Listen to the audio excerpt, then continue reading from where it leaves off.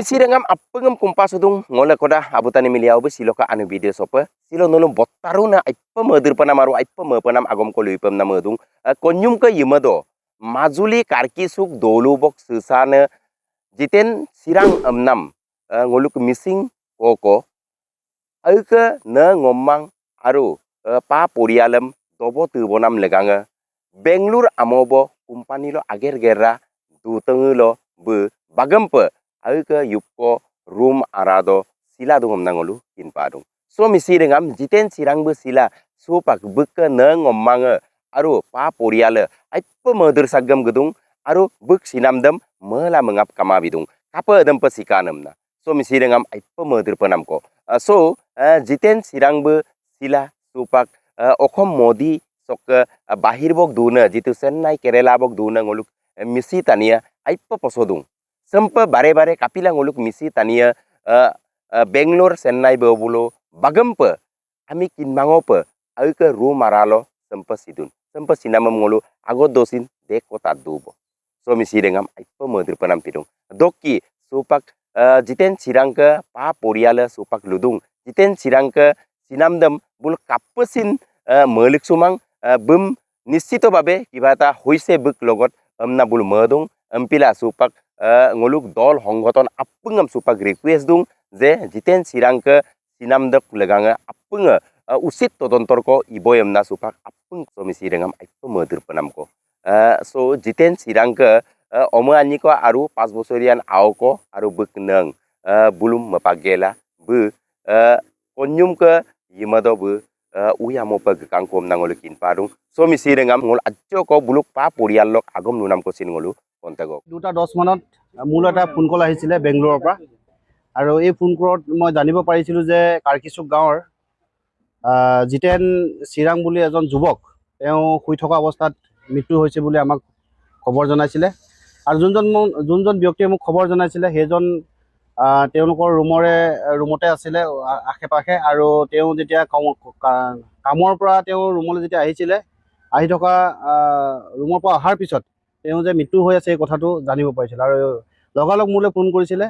আৰু তেতিয়া ফোন কৰাৰ পিছত আমি যিহেতুকে তেতিয়া 2:20 বাজিছে তেতিয়া একো কৰিব পৰা অৱস্থা নাছিলে মই তেতিয়া কৈছিলোঁ যে পুলিচৰ লগত স্থানীয় পুলিচৰ লগত আপোনালোকে যোগাযোগ কৰক আৰু পুলিচক যোগাযোগ কৰাৰ পিছত প্ৰায় 2:30 বজাত পুলিচে তেওঁলোকৰ ঘৰলৈ ৰুমলৈ আহি সেই মৃতকৰ যি ডেড বডি তেওঁলোকে চমজি লয় আৰু তেওঁলোকে হস্পিটেল লৈ যায় আৰু পৰৱৰ্তী যিখিনি কাৰ্যসূচী কাম কাজ সেইখিনি ইতিমধ্যে কৰি থকা হৈছে আজি প্ৰায় 11টামান বজাত পোষ্টমৰ্টম কৰিব আৰু তাতে আমাৰ বেংগলোৰ TMPকে মনোজ পেগু সভাপতি তেওঁৰ নেতৃত্বত এইখিনি হৈ আছে আমি এই মিডিয়াৰ যোগেদি আমি ধন্যবাদ জনাইছোঁ TMPকে যেহেতুকে তেওঁলোকে তাত কৰ্মৰত অৱস্থাত থাকি তেওঁলোকে যি আমাৰ মিচিং ৰাইজৰ যি সমস্যা যি এটা মৰ্মান্তিকৰ ঘটনাৰ এনেধৰণৰ ঘটনাবোৰত তেওঁলোকে সহায় সহযোগিতা কৰি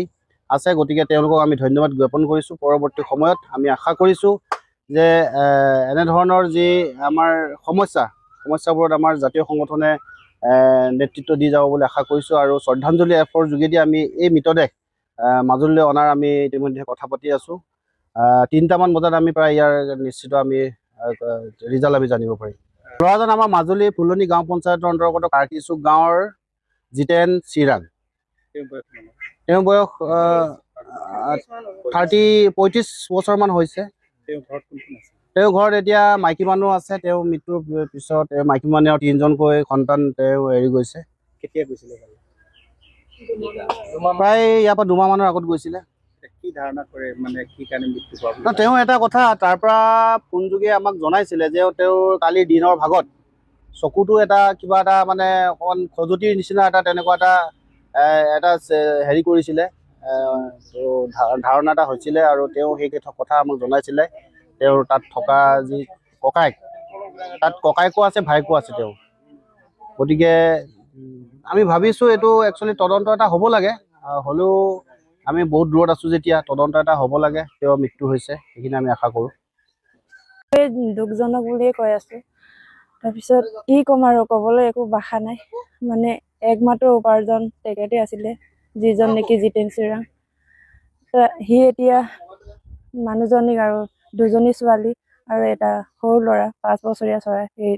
ল'ৰা এৰি থৈ গুচি গৈছে এতিয়া পৰিয়ালৰ ভৰণ পোষণ মানে একদম নাই বুলিয়ে ক'ব পাৰি। কেতিয়া গৈছিলে ইয়াত? 2 মাহমানৰ আগত গৈছে। তেখেতৰ বয়স কিমান? 35 বছৰ হৈছে। কোন জেগাত আছে? বেংগলোৰ। কোনটো কোম্পানীত কাম কৰি আছিলে গম পাই? কোম্পানীটো গম নাপাওঁ।